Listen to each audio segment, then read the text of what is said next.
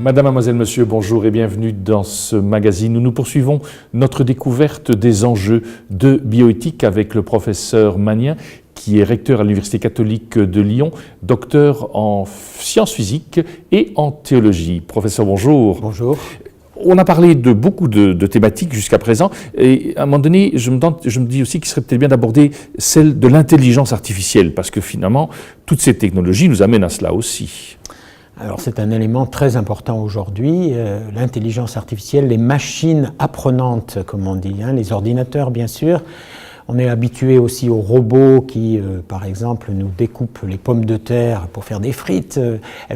Ces robots font toujours le même exercice, alors qu'on a de plus en plus aujourd'hui des robots qui, grâce à l'intelligence artificielle, vont être apprenants, comme on dit, c'est-à-dire qu'ils vont évoluer en fonction des situations, et ils vont s'adapter aux situations. Alors déjà, dans certaines maisons de retraite, ces robots sont utilisés pour permettre à des personnes âgées, par exemple, d'aller se coucher, de monter dans leur lit sans se casser la figure, ou bien d'aller prendre leur bain dans une baignoire sans tomber, et c'est très important.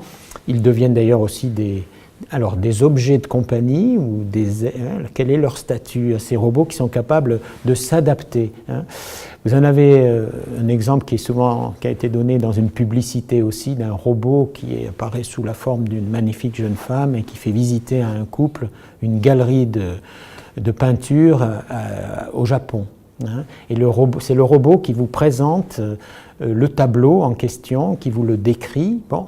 Et puis ensuite, en fonction de la conversation qui s'engage entre les visiteurs, qui va répondre aux questions, qui va s'adapter, un robot intelligent, comme on dit, qui va s'adapter aux situations. Alors on se dit, magnifique en un sens, et puis jusqu'où le robot s'adaptant tellement, jusqu'où sa forme d'adaptation va, comme dans les films de science-fiction, le faire dépasser l'humain, et l'intelligence humaine. Alors, bien sûr, là, on va se poser beaucoup de questions en disant, c'est quoi l'intelligence d'un robot et c'est quoi l'intelligence humaine? À l'époque où on essaye dans le gros projet Human Brain Project qui est en Suisse actuellement, on essaye de copier par l'intelligence artificielle le fonctionnement du cerveau humain. On en est encore très loin, mais voyez le type de question un peu vertigineuse que cela suscite. Et justement, le cerveau humain, comment est-ce que vous définiriez le cerveau humain par rapport à ce cerveau artificiel? Alors, vous voyez, on pourrait dire que le cerveau artificiel qui est basé sur du calcul, et évidemment, les puissances de calcul, ça il faut le dire, c'est vertigineux, l'augmentation des puissances de calcul, on appelle ça la loi de Moore. Il y a une augmentation régulière, quasi exponentielle, et en particulier un jour, si on a des ordinateurs quantiques, ça va encore multiplier la puissance de calcul. Alors, ce qui fait qu'un ordinateur, vous avez vu ça sans doute, le champion du monde du jeu de Go a été battu par un ordinateur qui, bien entendu, avec les puissances de calcul, a une capacité extraordinaire de combiner toutes les combinaisons, de regarder toutes les combinaisons possibles, et qui va trouver bien plus vite que l'humain, même le champion du monde, les combinaisons qui font qu'il trouvera la meilleure pour gagner son jeu de Go. Donc, il ne faut pas être trop effrayé par ça, à la limite. Ça, c'est l'intelligence calculatoire. Et évidemment, l'ordinateur il calcule plus vite même que le meilleur des penseurs. Voilà. Est-ce que l'intelligence se réduit à du calcul? Alors c'est une grosse question de philosophes d'ailleurs. Penser, c'est calculer, disent beaucoup de tenants de l'intelligence artificielle. Ah non, je l'espère, beaucoup plus et beaucoup mieux. Alors en particulier, il y a toutes les émotions, bien entendu. Et à l'époque où les neurosciences nous parlent du lien entre émotion et raison, c'est évidemment très important.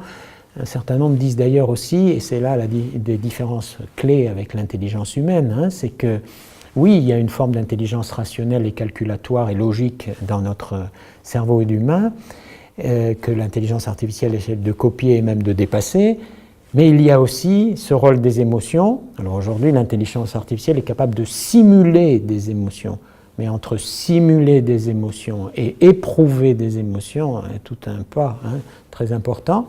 Et ces émotions, qui sont d'ailleurs beaucoup inscrites dans notre inconscient cognitif, sont des éléments qui vont nous donner de la valeur à nos actes ou à nos choix. Hein. Et c'est ça que disent aujourd'hui, c'est pas pris en compte dans les machines, quoi. Hein.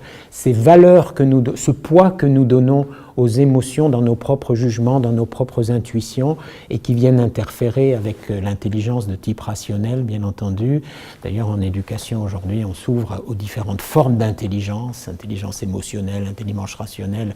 On en compte une dizaine, je crois, de formes d'intelligence, alors que l'intelligence artificielle, elle se base, en tout cas aujourd'hui, spécifiquement sur l'intelligence calculatoire.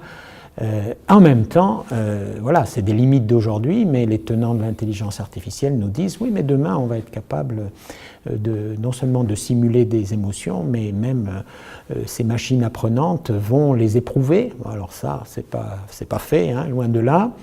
Et une forme de conscience. Alors, qu'est-ce que c'est la conscience qui apparaît dans une intelligence artificielle, voyez ? Évidemment, on est loin de ce mot conscience, on l'utilise de partout, c'est assez différent de la conscience de l'homme et justement du pouvoir d'être soi, et qui n'est pas que calculatoire. Mais derrière, je pense qu'en éducation, il est très important de travailler sur cette idée, vous voyez, c'est, comme dit Jacques Ellul, le système technicien, il n'est pas mauvais en soi, simplement il engendre ses propres manières de penser, l'homme. Et si on croit que penser pour l'homme, c'est calculer, et si on est uniquement basé sur penser, c'est calculer, évidemment la machine apparaît comme pouvant dépasser l'humain, et on retrouve un certain nombre de courants transhumanistes. Ben là, on a un rôle éducatif et une interaction entre philosophes et technoscientifiques au moins qui est très importante. On a vu également, grâce à cette technologie, que le cerveau développait un ensemble de circuits électriques en cas de méditation. Est-ce qu'un jour, ces technologies vont être capables de nous dire exactement où se situe le lieu de la conscience humaine ? Est-ce qu'on pourra arriver jusque-là ? Alors, on dira peut-être pas le lieu de la conscience humaine, mais on peut déjà voir des traces. Alors, c'est là toute la différence. Est-ce que la conscience humaine, on va mettre la main dessus? Ça, je ne crois pas du tout. Mais par contre, on peut en voir des traces cérébrales. Et d'ailleurs, quand on suit par IRM l'évolution des aires cérébrales de grands méditants qui arrivent à des degrés de conscience méditative très profondes, on peut voir, si on peut dire, les traces dans ces différentes zones, ces différentes aires cérébrales qui s'allument, comme on dit aujourd'hui. Donc on peut en voir des traces, mais entre voir une trace et mettre la main sur la conscience, ça je ne le crois pas. Vous êtes inquiet quand vous voyez le développement de l'intelligence artificielle comme éthicien ? Je suis à la fois fasciné et inquiet, hein, les deux. Je pense que, en tout cas la posture que j'essaye de vivre, et je comprends que d'autres en aient d'autres, hein, c'est la posture du dialogue, parce que je pense que les sciences et les technologies peuvent continuer de beaucoup apporter à l'humanité, je le crois. Mais pour le meilleur et pour le pire. C'est pour ça que pour moi, je dis souvent, la performance technologique doit aller de pair avec une performance éthique qui prenne soin de l'humain quand c'est appliqué sur l'humain et qui prenne soin de l'environnement et des liens entre l'environnement et l'humain, bien entendu. Hein. Et donc, ce qui m'inquiète, c'est les fantasmes qui peuvent être générés. Alors, bon, on en a toujours eu, et on en a vu dans les films de science-fiction. Justement, les films de science-fiction sont très intéressants à repasser aujourd'hui. Ce qui était de la science-fiction, et qui reste quand même de la fiction, devient aussi un espèce de but d'un certain nombre de tenants de ces technosciences. Et c'est ça qui est un peu effrayant, hein. Et parfois tellement simpliste par rapport à une vision de l'humain, hein.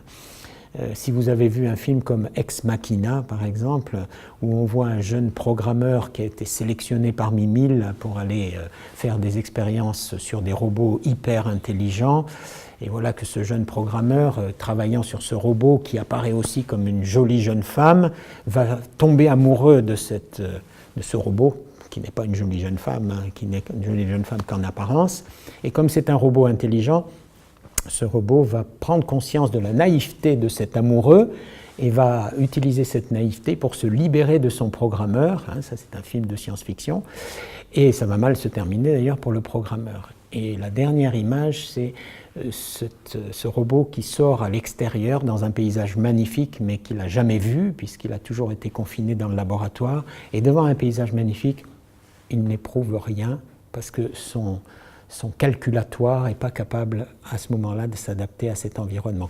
Et donc on a à la fois cette inquiétude vertigineuse du robot qui va dominer l'homme, et puis on a aussi ce robot qui est incapable de s'adapter alors que le vivant et l'humain en particulier l'est. Voilà, c'est toute une image qui dit entre chance et risque. Professeur Magnin, merci beaucoup. Nous arrivons au terme de ce magazine. À très bientôt.